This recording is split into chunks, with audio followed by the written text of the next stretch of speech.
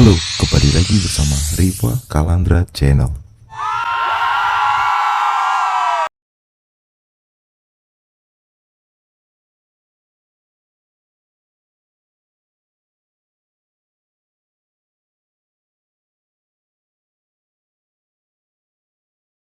Tentuan ini lantas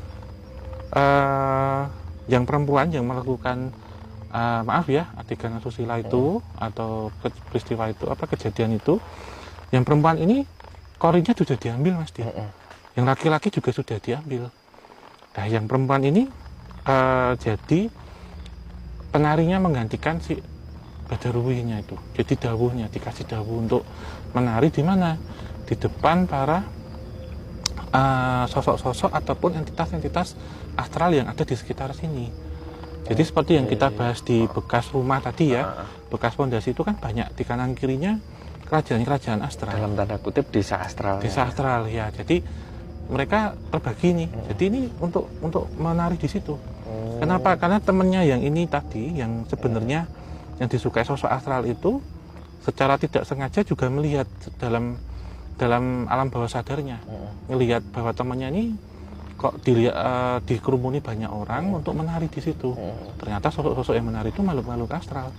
Makhluk astral di sini tidak hanya berbentuk seperti mayat hidup ya atau zombie ya, tetapi juga yang saya lihat seperti sosok-sosok Gondoruo. Kemudian sosok-sosok seperti peri, terus sosok-sosok ya seperti makhluk-makhluk astral yang tidak berbentuk gitu ikut menari-nari yang saya lihat di situ. Nah, yang laki-laki ini kemana? Yang laki-laki ini ternyata sih sosok dan yang satunya ini sudah dijadikan suami. Jadi harus melayani secara seksual itu di alam sana juga. Ini ya dapat job desk sendiri-sendiri ya, iya, di sananya. Iya. Ya? Nah, ini sudah menurut Mbak Sepuh tadi itu sudah tidak bisa karena sudah terlambat. Karena ini satu ketentuan yang kalian tidak sempat kok harusnya konsultasi pada kami. Dan sudah kami wanti-wanti ketika masuk di sini harus semua atas persetujuan kita. Kami itu dilibatkan dalam artian dalam program ini mereka jalan sendiri mesti tanpa ada peran dari warga sekitar, tidak melibatkan, sehingga ketika sudah seperti ini ya kami nggak bisa membantu gitu. Nah, kemudian yang temannya yang satu ini kan lolos nih, dia pulang kan cerita, jadi dia ditemukan di lereng gunung yang tadi waktu kita lewat itu banyak pohon pinus di situ dalam kondisi linglung. Nah, setelah mereka dikumpulkan, mereka ini cerita, saya melihat ini seperti ini gitulah. Sekarang bagaimana? Jadi temannya yang satu memiliki seperti kayak sixth sense itu, dia bilang jasadnya itu kayak ditanam di satu pohon gitu. Ketika diajak ke sana, kemudian oleh Mbak Sepuh tadi ya itu cerita ini sudah nggak bisa. Jadi cuman kita bisa doakan dan kita rawat. Nah, ternyata yang sepasang itu tadi itu mengalami penyakit metafisik, Mas Di. Jadi secara fisik itu sehat, tapi agak linglung dan kondisinya menurun dalam artian seperti apa ya? Orang habis sembuh dari koma. Gitu. Sampai mengalami demam yang tinggi, kemudian keluarganya datang ke sini. Gimana caranya ini dibawa ke rumah sakit. Dan setelah selang beberapa waktu kemudian, kalau nggak salah nih ya, yang perempuan meninggal duluan baru yang laki-laki gitu. Nah, secara metafisika sebenarnya ketika orang diambil bagian dari tubuhnya atau korinnya, itu tentunya nggak akan normal. Bisa kayak nggak nyaman. Kok ini bikin masalah terus gitu?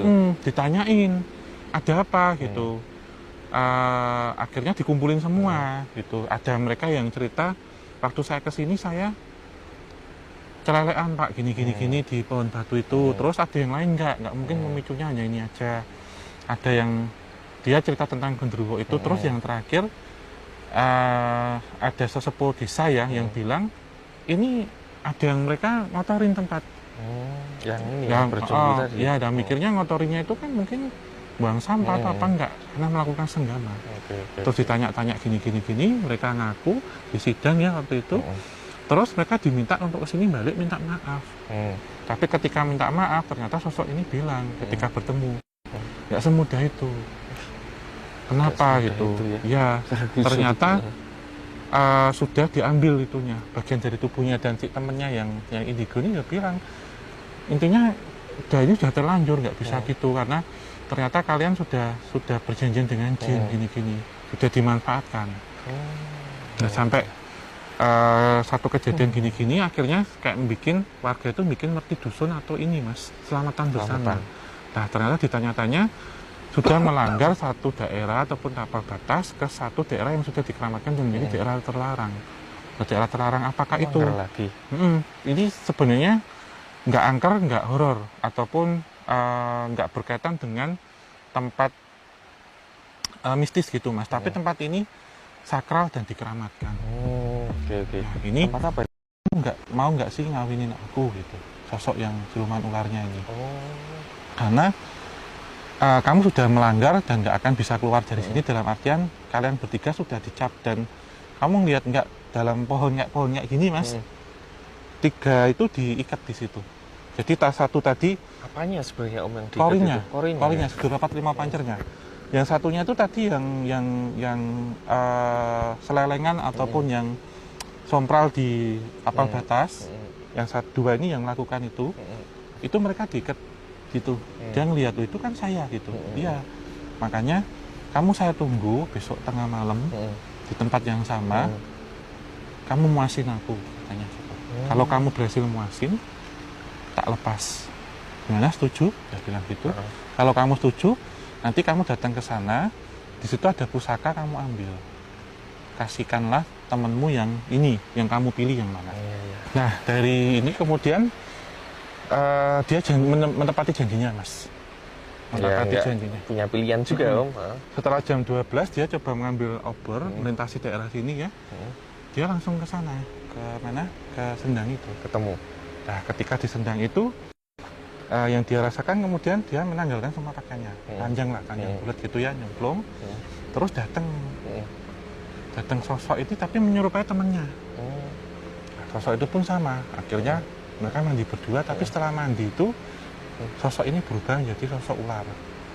Ular full gitu. Ular full, kayak ular segede ular piton tapi warnanya hijau. Nah, kemudian selesai itu ada yang membisiki, kamu ambil ya di salah satu pohon atau kayak ada cungkup gitu, dia ngambil. Di situ ada seperti mustika yang dipakai, kayak ada kelincingannya gitu mas. Ini kasihkan temenmu gitu. Nah, kemudian dia pulang kayak orang kehipnotis, dia pulang. Setelah itu dia berdua ketemu sama si kasih. Nah, ternyata temennya yang memiliki kemampuan sixth sense itu nggak boleh. Tapi kamu tuh tahu apa gini-gini, kan dia ditanya, semenjak di sini kamu nggak pernah sholat loh, gini nggak kayak dulu gitu. Kamu itu kayak kesambet, dia bilang gitu. Ini jadi terus pertengkaran. Terus akhirnya kejanggalan itu mulai muncul dari yang temannya sering lamun, bahkan terjadi kesurupan mas. Jadi ada dipicu dari satu temannya yang datang bulan. Kemudian dia melihat ada ular itu di tempat makan. Akhirnya dia teriak terus kemasukan. Nah itu diangkat orang tuh, teman-temannya ngangkat tuh nggak kuat.